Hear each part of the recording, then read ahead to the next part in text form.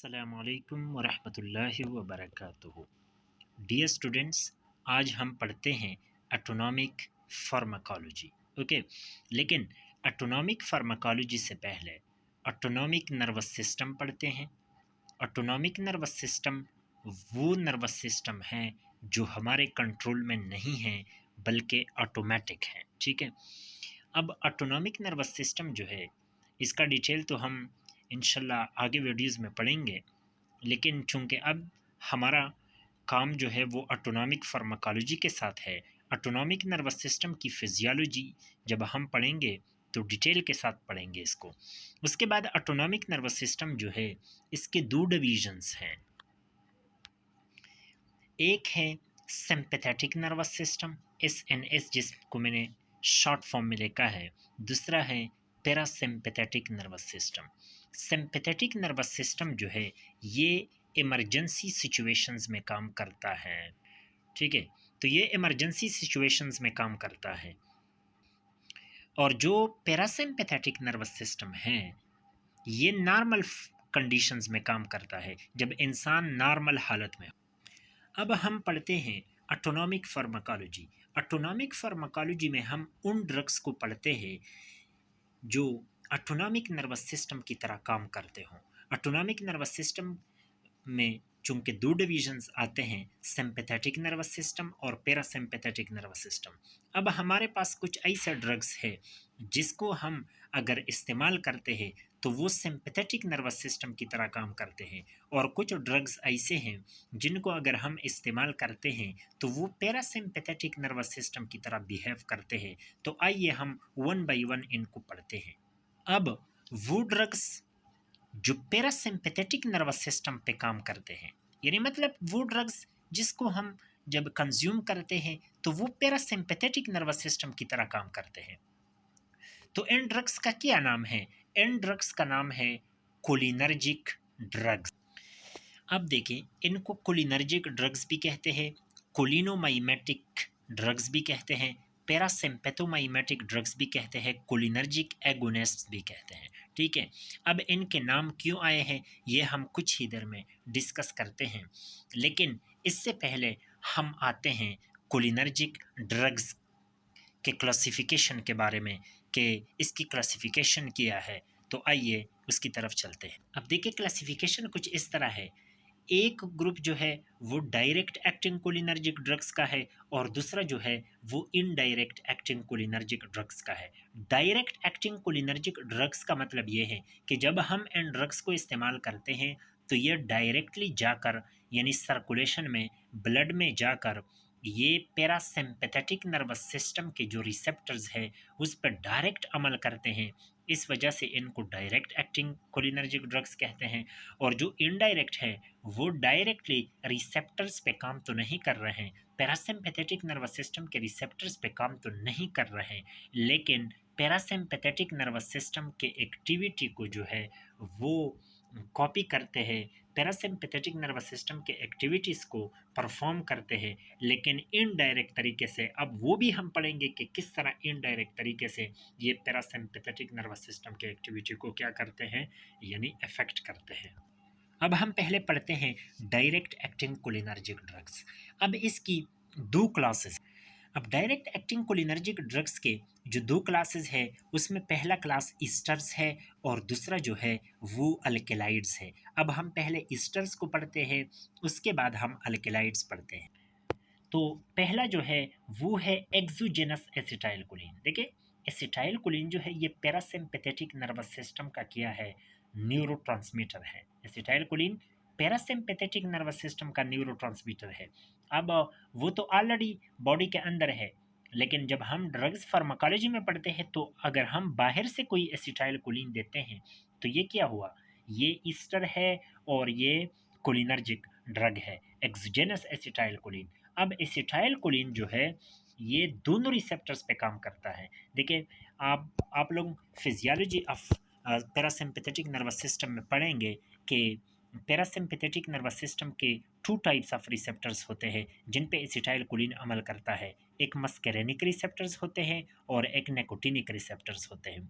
तो एसिटाइलकोलिन अगर हम एक्सोजेनस देते हैं तो ये दोनों मस्करेनिक रिसेप्टर्स पे भी काम करता है और साथ साथ निकोटिनिक रिसेप्टर्स पे इक्वली काम करता है, यानी वो दोनों पे एक्ट करता है। और एसिटाइलकोलिन की हाइड्रोलिसिस जब होती है, यानी जब वो रिलीज होता है और एक्शन कर लेता है, उसके बाद एसिटाइलकोलिन स्टरेज एंजाइम उस पर अमल करती है, उसको तोड़ती है। तो चूंकि हाइड्रोलिसिस इसकी बहुत ही रैपिड है, इस वजह से ये बहुत जल्द ख़त्म हो जाता है, इसका इफेक्ट बहुत जल्द ख़त्म हो जाता है। इसलिए एक्सोजेनस एसिटाइलकोलिन जो है वो हम एज ए ड्रग इस्तेमाल नहीं करते। अब दूसरा जो ईस्टर है जो डायरेक्ट एक्टिंग कोलिनर्जिक ड्रग्स में आता है, वो क्या है? वो कार्बाकोल है। अब कार्बाकोल बना किस चीज़ से है? ये एसिटाइलकोलिन और कार्बामिक एसिड जो है इसके मिलाप से बना है। तो कार्बाकोल जो है ये कार्बामिक एसिड प्लस एसिटाइलकोलिन, जब एसिटाइलकोलिन के साथ हम कार्बामिक एसिड जो है वो मिलाते हैं तो इससे कार्बाकोल बनता है, जो कि क्या है? एक ईस्टर है और डायरेक्टली एक्टिंग कोलिनर्जिक ड्रग है। तो चूंकि कार्बाकोल जो है ये कार्बेमिक एसिड प्लस एसिटाइलकोलिन से बनता है, और दूसरी बात ये कि कार्बाकोल जो है ये भी मस्करेनिक और निकोटिनिक रिसेप्टर्स पे इक्वली काम करता है। और इसकी हाइड्रोलिसिस जो है, जब ये इसको यानी जब हम इसको प्रिस्क्राइब करते हैं या कंज्यूम करते हैं तो उसके बाद इसकी हाइड्रोलिसिस बाई एसिटाइलकोलिन एस्टरेज जो है वो बहुत स्लो है, जिसकी वजह से इसकी हाफ लाइफ जो है वो इंक्रीज़ हो जाती है और साथ साथ इसका इफ़ेक्ट भी ज़्यादा देर तक हमारे बॉडी पे रहता है। डायरेक्ट एक्टिंग कोलिनर्जिक ड्रग्स में जो तीसरे नंबर पर जो ईस्टर है इसका नाम है मेथाकोलिन। मेथाकोलिन जो है ये मिथाइल ग्रुप प्लस एसिटाइलकोलिन से बना, मिथाइल ग्रुप प्लस एसिटाइलकोलिन से बना है। जब हमने इसको एसिटाइलकोलिन को हमने मिथाइल ग्रुप ऐड किया तो अब इसकी एक्टिविटी जो है वो मस्करेनिक रिसेप्टर्स पर ज़्यादा होती है बनस्बत निकोटिनिक रिसेप्टर्स। देखिए यहाँ चूंकि मेटाकोलिन में एम है और मस्करेनिक में एम है, तो मेटाकोलिन जो है इसकी एक्टिविटी मस्करेनिक रिसेप्टर्स पे ज़्यादा होती है बनस्बत निकोटिनिक रिसेप्टर्स के। और दूसरी बात ये कि इसकी हाइड्रोलिसिस रैपिड है, यानी इसकी एसिटाइलकोलिन स्टरेस हाइड्रोलिसिस बहुत जल्दी कर लेती है, इसलिए इसका इफेक्ट भी ज़्यादा देर तक नहीं रहता। चूंकि इसकी एक्टिविटी जो है वो मस्करेनिक रिसेप्टर्स पे ज़्यादा होती है, तो इसलिए हार्ट में कौन से रिसेप्टर्स होते हैं? हार्ट में M2 रिसेप्टर्स होते हैं। तो जब ये M2 रिसेप्टर्स हार्ट में M2 रिसेप्टर्स पर काम करती है तो इसकी वजह से हार्ट रेट जो है वो डिक्रीज़ हो जाती है, क्योंकि ये क्या है? ये एक पैरासिम्पैथेटिक एक्टिविटी है। और ये क्या है? ये मेथाकोलिन जो है ये हार्ट के M2 रिसेप्टर्स पे काम करती है और इसके हार्ट रेट को क्या करती है? डिक्रीज़ करती है। इसलिए मेथाकोलिन जो है ये सुप्रावेंट्रिकुलर टैकीकार्डिया जो है इसके ट्रीटमेंट में भी इस्तेमाल होती है। जो फोर्थ और लास्ट वन है उसका नाम है बेथेनिकोल। बेथेनिकोल जो है जब हम acetylcholine, methyl group plus carbamic acid जो है इन तीनों को मिलाते हैं तो इससे बेथेनिकोल बनती है। और इसकी एक्टिविटी भी मस्करेनिक रिसेप्टर्स पर ज़्यादा होती है बनस्बत निकोटिनिक रिसेप्टर्स के। और एसिटाइलकोलिन एस्टरेज इसकी हाइड्रोलिसिस बहुत स्लो करती है।